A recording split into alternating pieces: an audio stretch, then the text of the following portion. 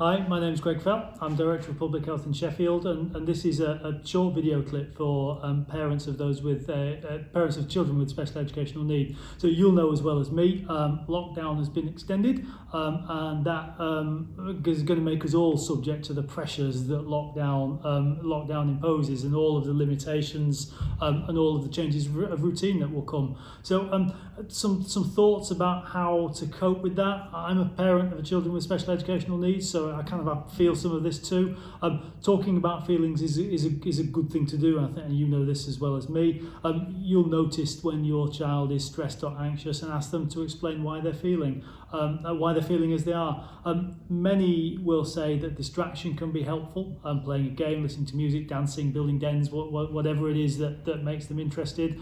If it's sunny, go outside. People say, well, we can't go outside because the message is stay at home. No, it's not stay at home all the time, 24 hours a day. You can still go outside, and particularly if that's the thing that enables you to keep your child entertained and stimulated, then clearly that's going to be a good thing. Handling the news is a really interesting thing. I've noticed that my kids, I'm sure your kids are the same, they get really anxious by the continual feed of fairly negative stuff in the news. So I'm quite careful about how I watch the news, particularly at the moment with my kids around.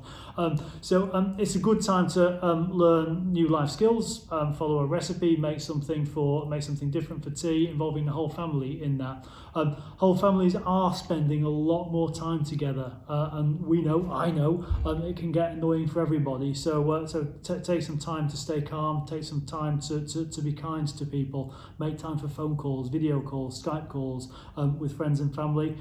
Keep up the routine. It's a difficult thing to do, but the routine kind of matters. People will ask me about the single most important thing we can do. Hand washing remains the most important thing we can do. Social distance is often quite hard with children with special educational needs. I know that from personal experience. Hand washing remains the most important thing we can do. Onto education.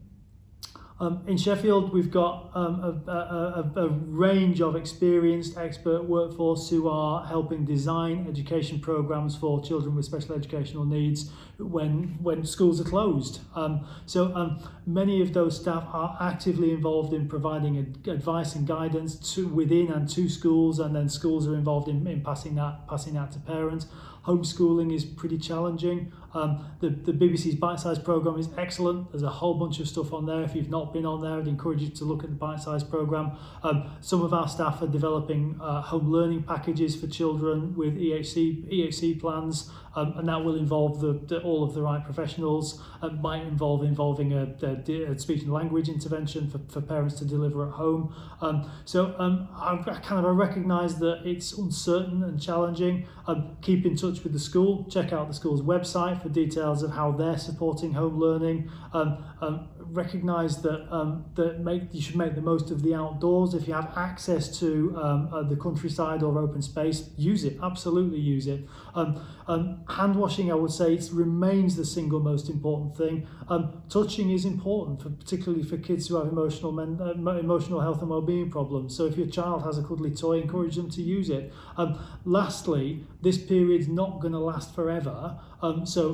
Think about the things that can help you and your kids develop a sense of hope, and what will you do at the end of all of this.